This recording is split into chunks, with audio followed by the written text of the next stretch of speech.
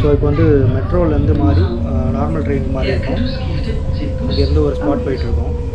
ஸ்பாட்டோட பேர் வந்து கிளாம்பம்பர்க் அப்படின்ற ஒரு இடத்துக்கு போகிறோம்.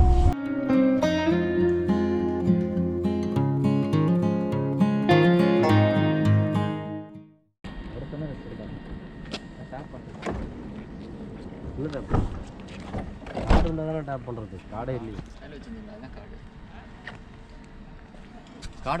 காடு இல்லைங்க, ஒன் டே பாஸ் தானே.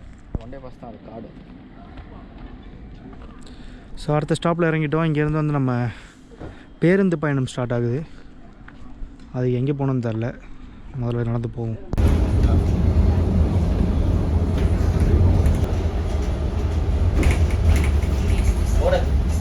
ஸோ இப்போ வந்து பஸ் ஏறி கஷ்டப்பட்டு ட்ரெயின் ஏறி பஸ் எல்லாம் மாறி ஒரு மேப்பை போட்டு ஒரு ஏரியாவை கண்டுபிடிச்சி அங்கே போகலான்னு சொல்லிட்டு ஆக்சுவலாக பிளான் பண்ணி கிளம்புனது ஒரு நேச்சர் பார்க்குக்கு. நம்ம பண்ண சில தவறுகள் கூகுள் மேப்பில் பார்த்ததுனால அந்த சொதப்பல்கள் அது எல்லாம்னால இப்போது வந்திருக்க இடம்னு சொல்லிட்டு எங்கன்னு பார்த்தீங்கன்னா சமுத்திரம். ராங்காக மேப் போட்டு ஒரு நல்ல ஜோனுக்கு வந்துட்டோம். இது வந்து நம்ம சிட்டியை விட கொஞ்சம் ஒரு 20 கிலோமீட்டர்ஸ் அவுட்டில் வந்திருக்கோம். ஸோ இப்போ தான் நான் இங்கே கடலே பார்க்குறேன். ஸோ கடலே வந்து இவ்வளோ நேரம் வந்து இந்த ஊரில் இருந்து இந்த ஒரு வாரத்தில் நான் பார்த்த கடல் தான். ஸோ இதெல்லாம் அவங்க ப்ரைவேட் ப்ராப்பர்ட்டி போல் இருக்குது. அங்கே பாருங்கள், அங்கே ஒரு யார்டு இருக்குது. அவங்களோட ஓன் போட்டானு தெரில. ஸோ அவங்க வீட்டுக்கு பின்னாடி வந்து இந்த மாதிரி வராத மாதிரி இதெல்லாம் பண்ணியிருக்காங்க. இந்த பேர்டு பேர் என்னமோ வரும், எஸ்ஸில் ஸ்டார்ட் ஆகும். எனக்கு கரெக்டாக தெரில. உங்களுக்கு தெரிஞ்சதுன்னா கமெண்ட்டில் போடுங்க. ஸோ நல்லா அருமையாக பீஸ்ஃபுல்லான ஒரு இடம். யாருமே கிடையாது, நம்ம மட்டும்தான். அங்கே அந்த ஒயரில் பார்த்தீங்களா, உங்களுக்கு தெரியுதான்னு தெரில, ஒரு பறவை மாட்டி செத்து போச்சு. அந்த ஒயரில் தொங்குது, உங்களுக்கு தெரியுதான்னு தெரில. நல்ல ஒரு ஏரியா. ஆக்சுவலாக ஒரு பஸ் ஸ்டாண்டில் தப்பாக வந்து இறங்கிட்டு திரும்ப போகலான்றதுக்கு முன்னாடி பார்த்தா கடல் இருந்துச்சு. சரி, அங்கேருந்து அப்படியே பின்னாடி வரலாம் அப்படின்ட்டு இந்த இடத்துக்கு வந்துருக்கோம்.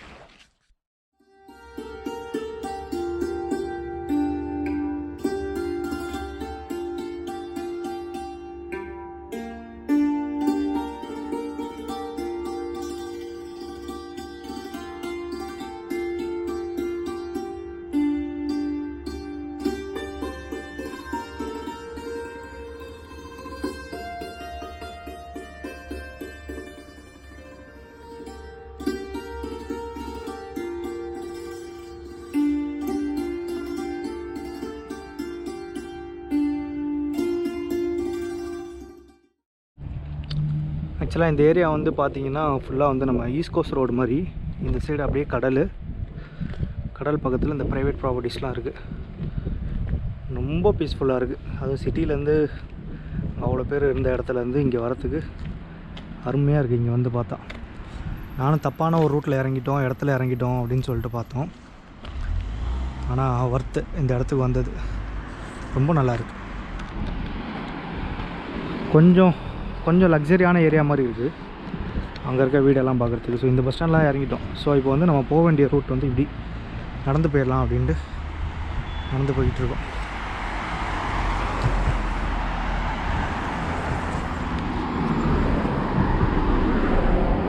ஸோ இது வந்து பெடஸ்ட்ரியன்ஸ் கிராஸ் பண்ணுற இடம்.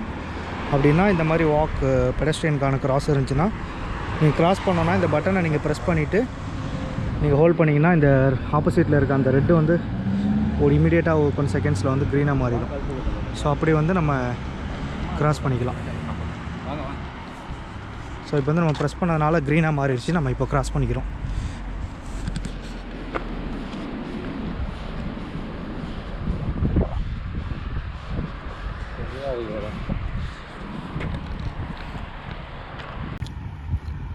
ஸோ இப்போ வந்து ரயில்வே ஸ்டேஷன் வந்து அதோட ட்ரெயின் போகிற ட்ராக் மேலே இருக்குது. நம்ம வந்து மாறி வந்துட்டோம். ஸோ அதனால் பஸ் ஸ்டாண்டில் இறங்கிட்டு அங்கே நியர்பை ஸ்டேஷன் எதுன்னு சொல்லிக்கிட்டு இந்த ஸ்டேஷன் பார்த்துட்டு இந்த மேலே ஏறணும். ஸ்டேர்கேஸ் இருக்குது, அதில் ஏறி மேலே போனால் அங்கேருந்து ஸ்டேஷன் நம்ம போகிற இடத்துக்கு. இது வந்து ஸ்டேஷனுக்கு போகிற ரூட்டு. நாங்கள் சிட்டிலேருந்து அவுட்ரு இருக்கும். சிட்டிலேருந்து ஒரு 20 கிலோமீட்டர் அவுட்டரில் அந்த மாதிரி இருக்கும். ஸ்டேஷன் போகிற ரூட்டு போகிறேன். இங்கே மக்கள்லாம் இல்லாதனால இந்த இடம் அவ்வளோ ப்ளசண்ட்டாக இருக்குது. இந்த இடத்த பாருங்கள். செம சீனாக இருக்குது இந்த இடம். இதுக்கு மேலே வந்து அங்கெல்லாம் பார்த்தீங்கன்னா ஆள்லாம் வந்து கேம்பிங்லாம் போட்டிருக்காங்க மேலே. எனக்கு தெரியுதான்னு தெரில. இந்த இடத்துல வந்து மேலே கேம்பிங்லாம் போட்டு செம்மையாக பார்ட்டி பண்ணிகிட்ருக்காங்க.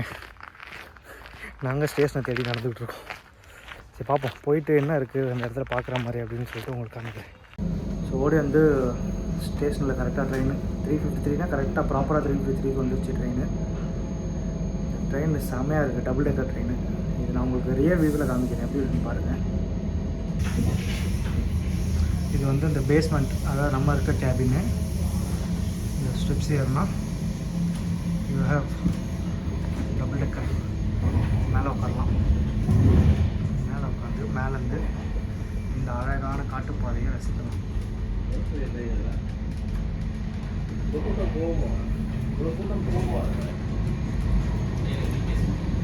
ஸோ நம்ம இங்கே தான் உட்காந்துருக்கோம்.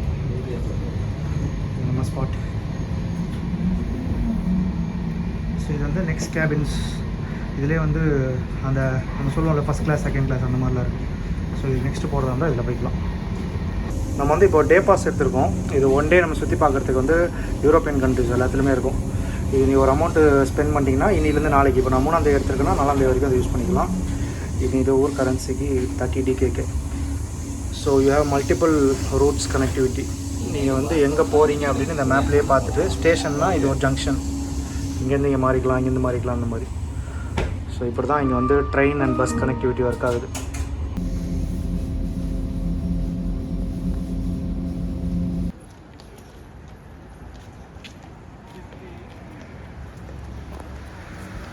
ஸோ இவ்வளோ நேரம் பஸ்ஸுலேயும் ட்ரெயின்லேயும் மாறி மாறி போராடி இந்த இடத்துக்கு தான் வந்தோம். ஸோ இது வந்து ட்ரை ஹெவன் அப்படின்னு ஒரு நேச்சர் பார்க். இதுக்குள்ளே போயிட்டு என்ன இருக்குன்றதை எக்ஸ்ப்ளோர் பண்ண போகிறோம். So we have a chariot here. இந்த ஒரு குதிரை மலை மாடு மாதிரி இருக்குது.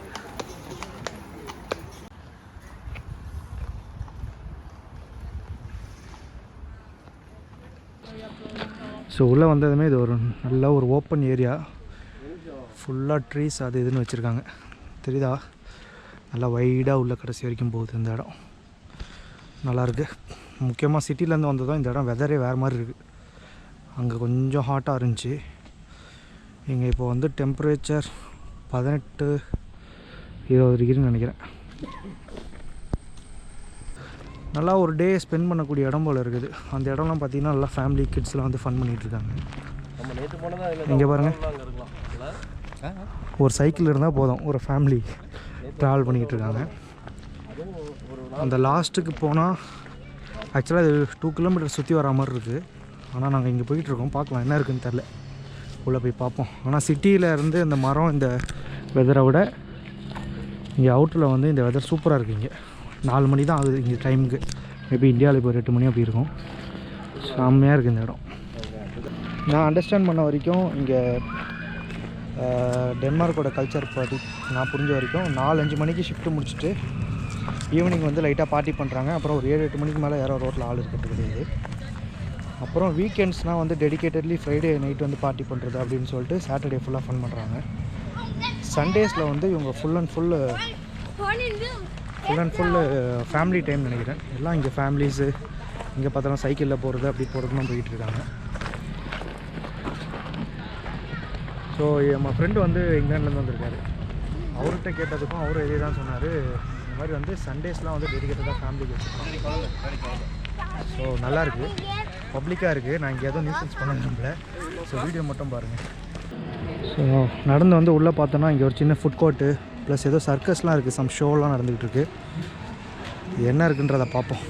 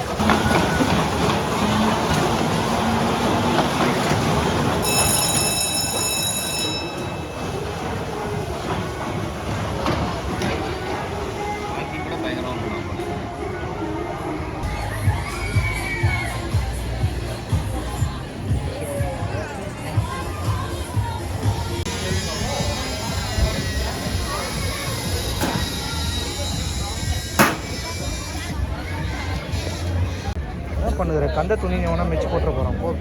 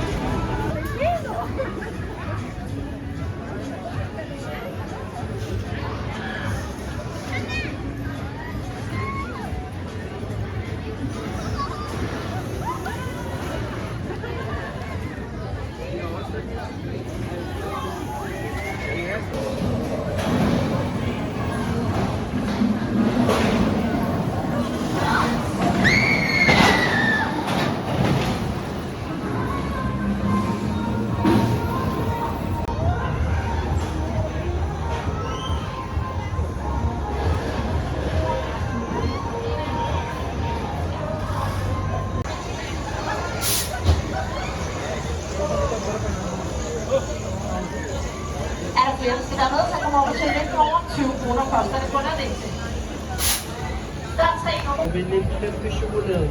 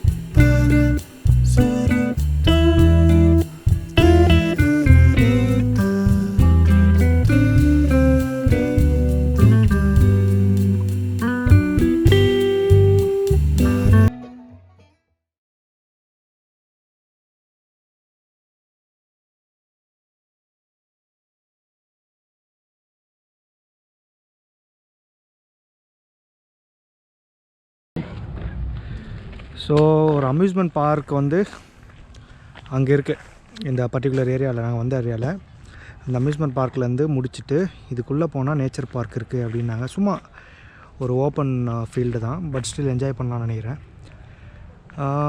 இருட்டிடுச்சு, எவ்வளோ தூரம் போக முடியும்னு தெரில. ஸோ ட்ரை பண்ணிக்கிட்டுருக்கோம், முடிஞ்சால் போய்ட்டுருவோம். மூச்சு வாங்குது நடந்து.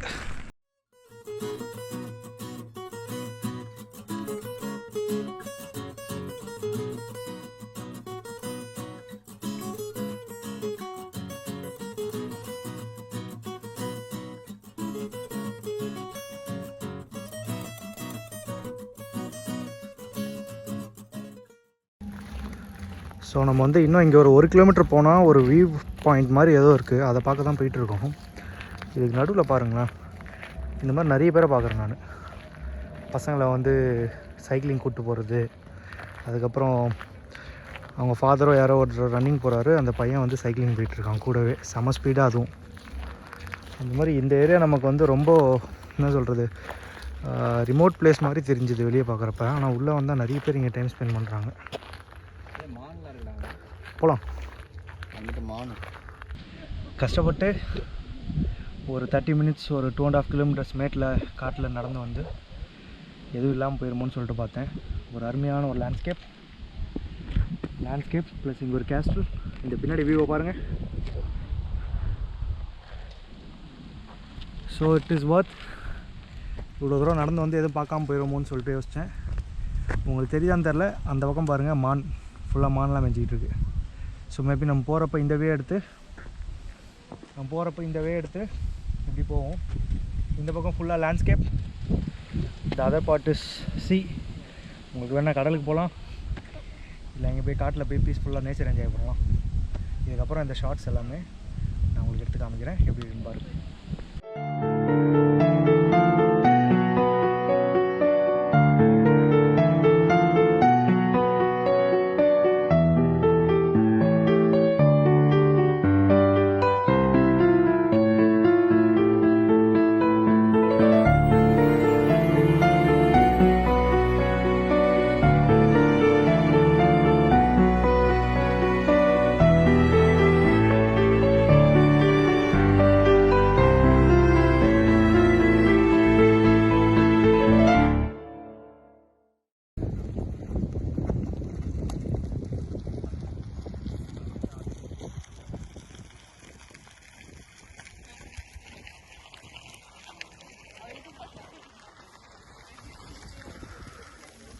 ஸோ இது வந்து சிட்டி அவுட்டரில் இருக்க ஒரு இடம்.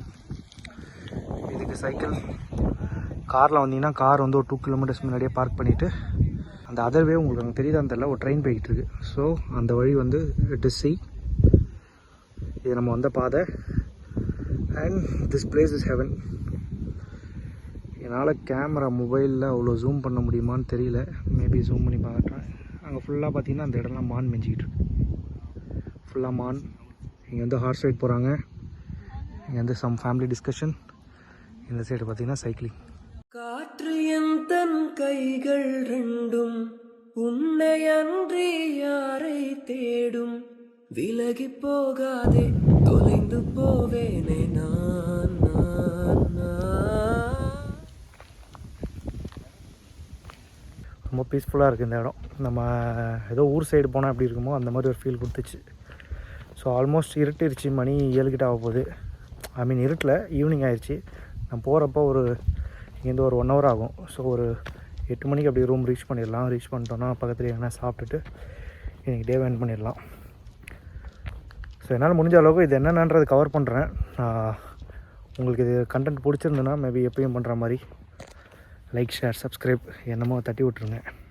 வீடியோ பிடிச்சிருந்தேன்னா மற்றவங்களுக்கும் ஷேர் பண்ணுங்கள், பார்க்கட்டும்.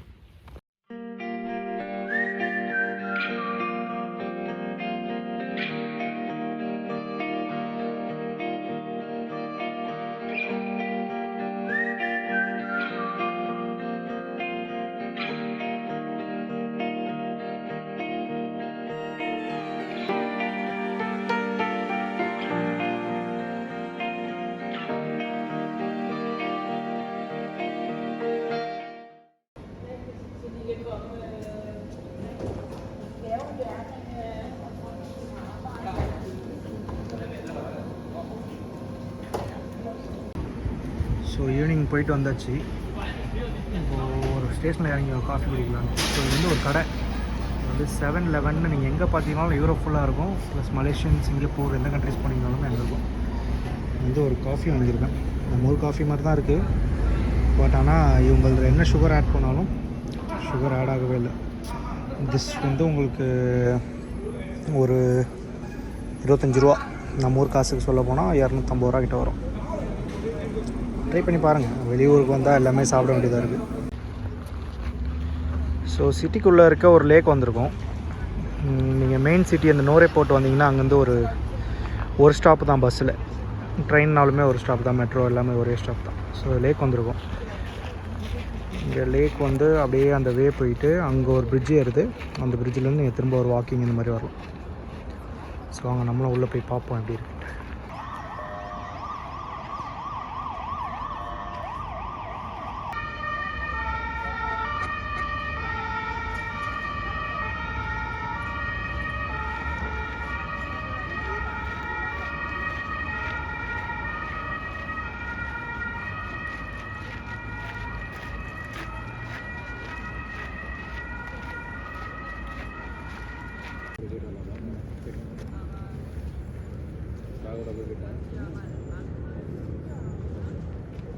ரெஸ்ட் ரூம் கேட்டு